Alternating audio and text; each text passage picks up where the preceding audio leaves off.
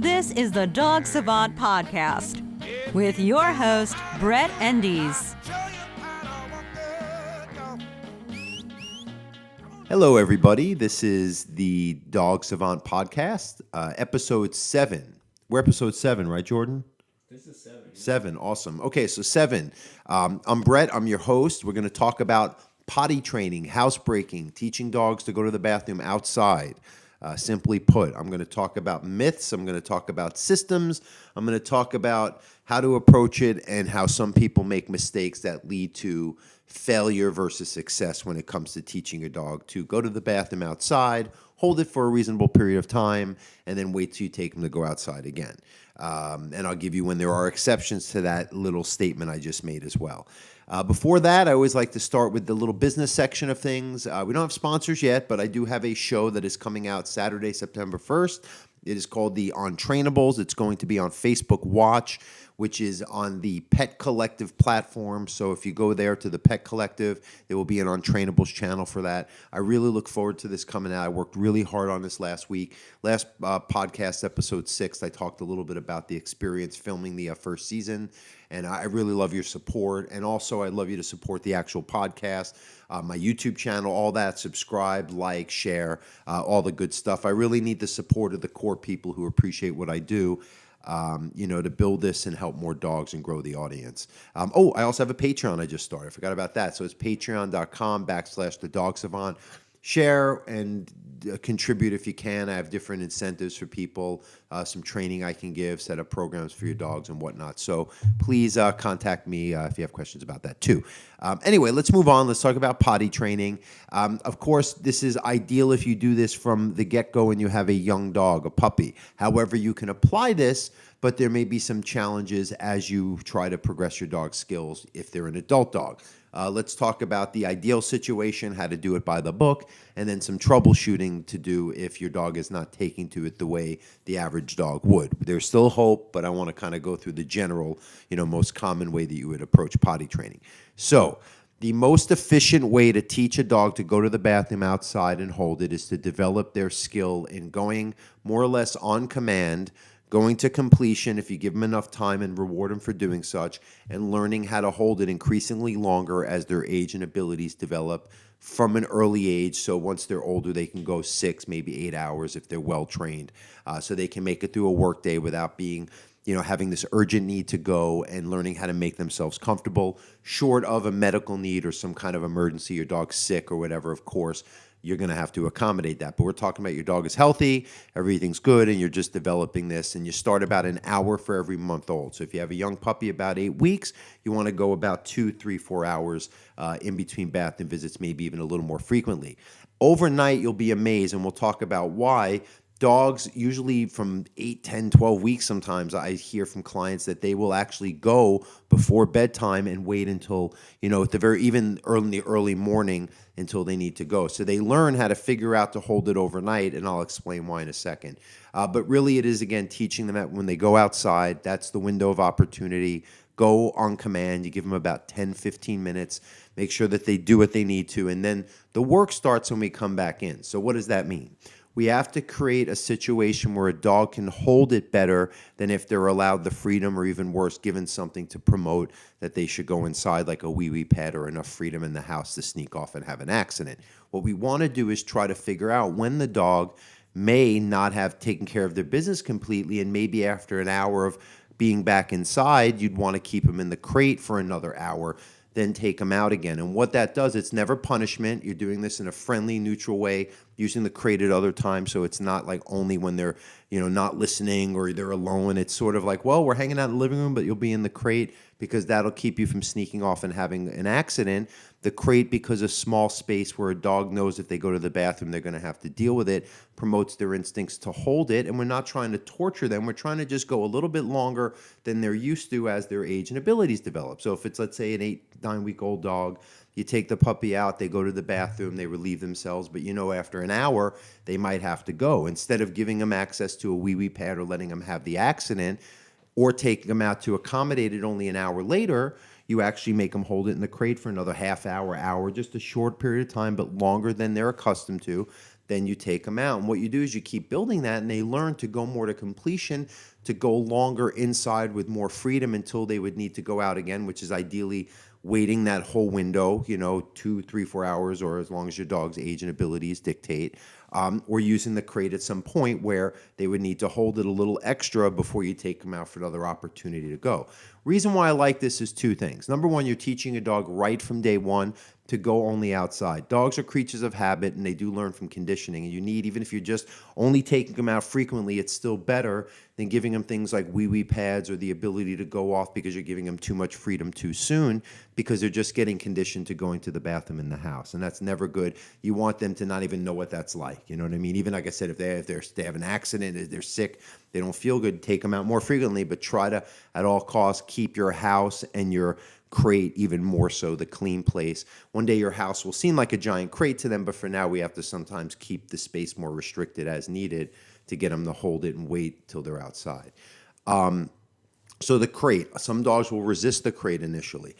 We want to make it introduced, especially to a young dog, in a friendly way. I find some dogs that feel a little too independent when they're on their own, running around without any direction. They resist the crate more, and that's because they don't like not being where the action is. And we have to teach them how to slow it down a bit and go with the flow more, leash training, place training, just a little more direction, a little less reward for that overstimulated response to life. To carry over to why when they're in the crate, they don't have to have the fear of missing out or feel like it's keeping them out of the loop of life. And that's why I also recommend having the crate near you at times, not just when they're alone, not just in another end of the house. Definitely when, sleeping at night, they can sometimes sleep in the same room with you. But it is, again, a way that they're going to hold it when they need to or keep them safe and getting out of mischief, even just as a young puppy with their behavior, especially when they're alone. So people say, well, my dog's in the crate a lot because for a few weeks I've got to really teach them to hold it inside, and there's a lot of chances they're going to have an accident, so that must mean they have to be in the crate more. Sometimes, but what I say is to offset it, make sure they get a lot of exercise and outdoor time, especially after they go potty, so they're tuckered out, they don't mind laying around sleeping. In the crate is not a big deal. The other option you can try is having them on the leash sometimes or staying in their bed. That can work like a crate because they're limited in their space and it's less likely for them to go to the bathroom. So for that, try it, but it's not as foolproof as an actual fitted, secure kennel.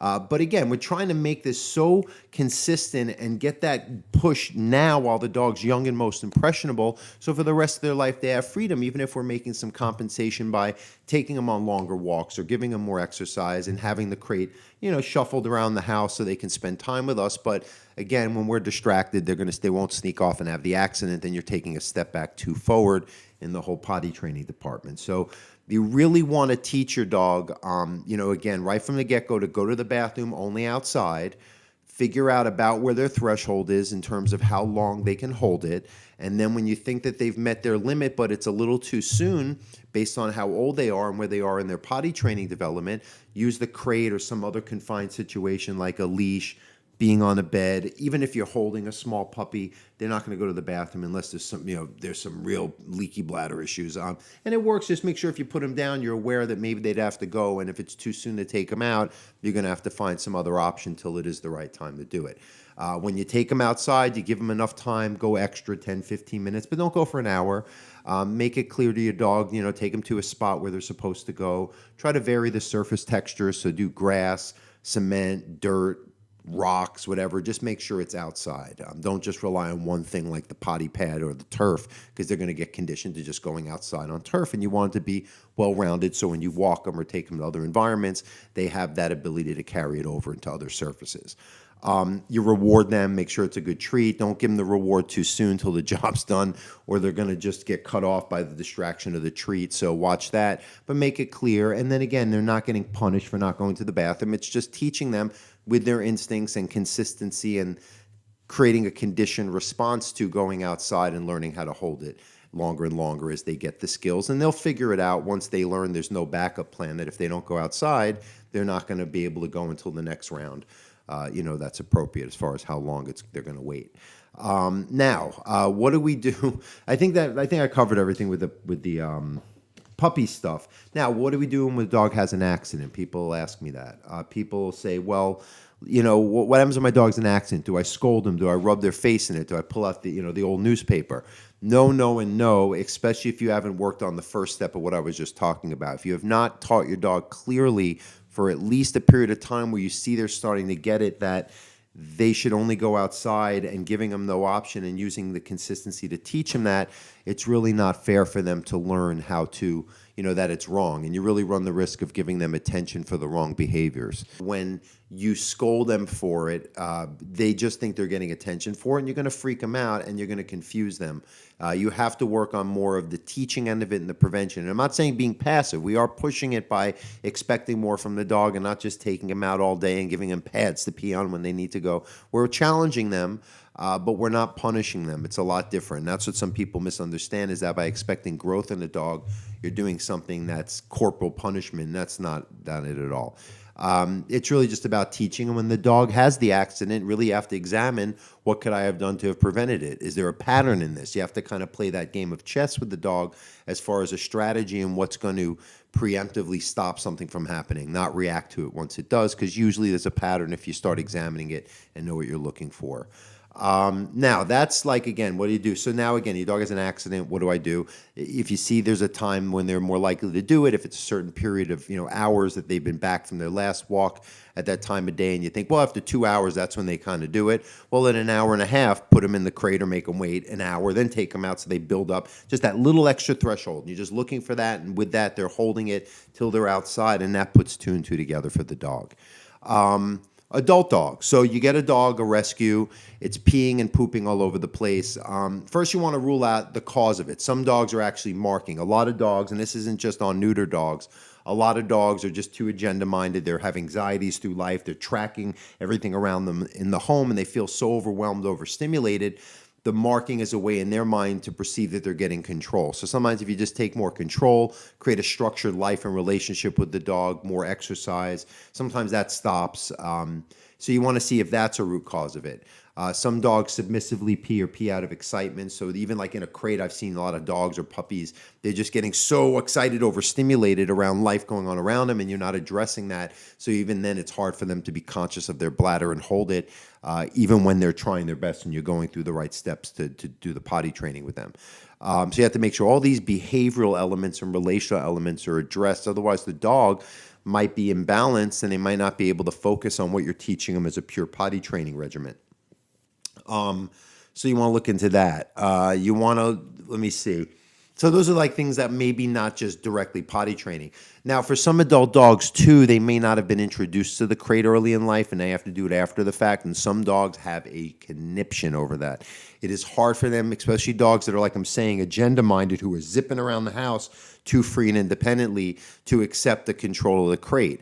You have to go slow with that. And I would always recommend creating more place training where they learn to hold a position even on a bed with a good down command, letting you walk away and come back and build that threshold of distance, time, duration, and separation so that you can introduce the crate. Then you can start feeding them in the crate if they'll take to it. You can have them hang out in the crate when they're with you, sleep in the crate, but it may be a little more of a process. And if you find the crate isn't working, some alternatives would be using a small room, but some separation anxiety dogs will destroy a small room. The crate is more secure, especially a well-made one. And again, sometimes a room is too big, like a bathroom or a small room, and they'll go to the bathroom in one corner of it and exist in the other. And that's even another point, is that some dogs will use their bed in the crate or towels or anything like that as a kind of cover up or absorbent. So if your dog is in the crate and they go to the bathroom in that and it doesn't seem like it's too big, you may have to remove the bedding too, just for a few days till they realize that there's nothing that's going to hide it. So that it gives them the ability to realize dogs are smarter than we realize.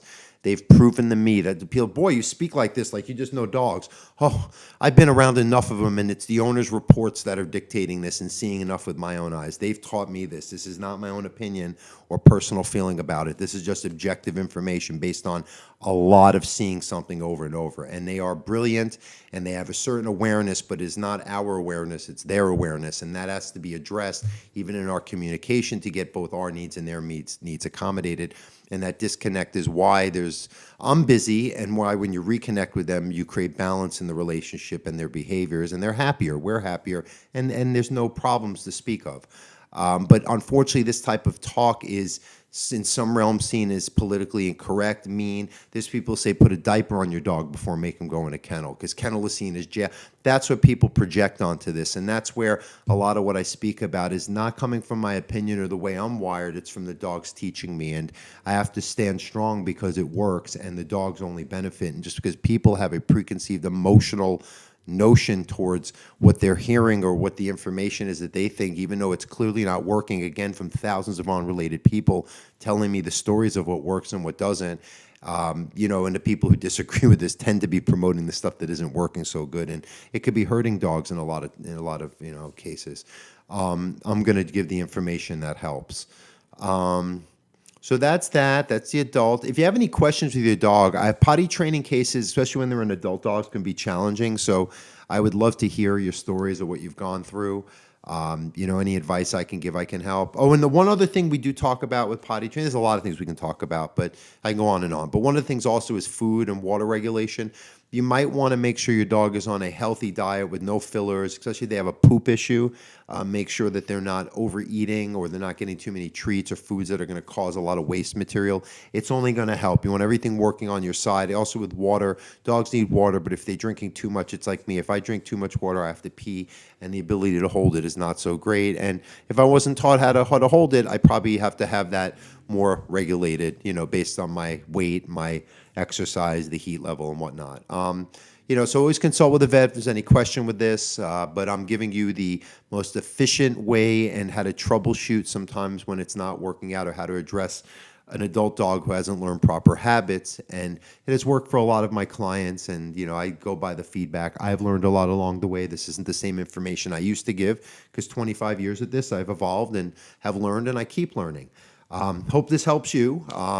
Again, please subscribe to this podcast. Share your questions. I want to do some Q&A on this podcast at some point. We'll have some guests, so stay tuned for more future episodes.